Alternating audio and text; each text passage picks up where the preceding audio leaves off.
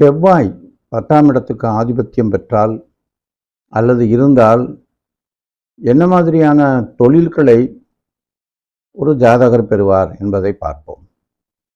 உதாரணமாக மேஷ லக்னமாக இருக்குன்னு வச்சுக்கோங்களேன். அந்த லக்னத்துக்கு 10ஆம் வீடு மகரம், அங்கே அந்த லக்னாதிபதி உச்சம். அது தவிர அந்த நபர் ஆடி மாதம் பிறந்திருந்தார்னா இந்த சூரியனுடைய பார்வையும் அந்த செவ்வாயில் இருக்கும். அது தவிர குரு லக்னத்துக்கு 2ஆம் வீட்டில் இருந்து 9ஆம் பார்வையாக அந்த செவ்வாயை பார்க்கறது.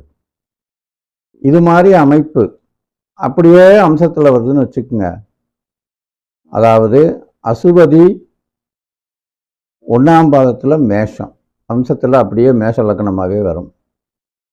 இந்த 2ஆம் இடத்துல குரு இருக்கு இல்லையா, அது ரோஹிணி 2ஆம் பாதம்னு இருக்குன்னு வச்சுக்கோங்க.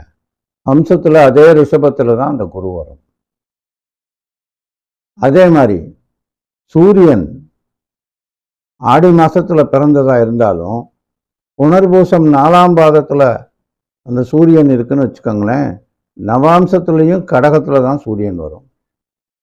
அதே மாதிரி செவ்வாய் 10ல் இருக்கக்கூடியது உத்திராடம் 2ஆம் பாதத்தில் இருந்தால் அந்த 10ஆம் வீட்டில் ஒரே மாதிரி நவாம்சத்துலேயும் வரும்.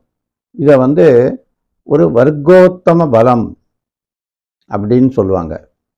இது எல்லா கிரகங்களும் ஆட்சி உச்சத்திற்கு சமம், அந்த அளவுக்கு வலுவான பலன்களை தரும் அப்படின்னு சொல்லுவாங்க.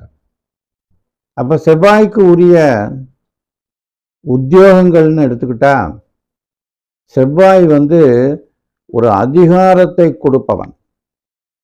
இந்த குரு பார்வை இருக்கிறதுனால எந்த வேலையில் அவர் இருந்தாலும், ஒரு போலீஸுக்கு போய் வேலை செஞ்சாலும் அதில் ஒரு இன்ஸ்பெக்டராக இருப்பார், அல்லது ஒரு டிஐஜியாக இருப்பார், அல்லது ஒரு டிஜிபியாக இருப்பார், அல்லது ஒரு எஸ்பியாக இருப்பார். அந்த மாதிரி மிலிட்ரியில் இருந்தால் ஒரு கேப்டனாக இருப்பார், ஒரு பெரிய ஒரு அத்தாரிட்டி பர்சனாக இருப்பார். அது மட்டுமல்ல, நிறைய நிலபுலன்களோட ஒரு பண்ணையார் மாதிரி அமைப்பில் இருக்கக்கூடிய வாய்ப்பு இருக்கு.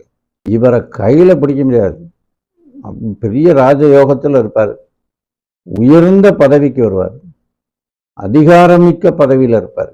அதில் ஒன்றும் சந்தேகம் இல்லை. ஏன்னா அம்சத்துலேயும் அதே அமைப்பாக வருது இல்லையா, அதனால அவருக்கு அந்த மாதிரி இருக்கும்.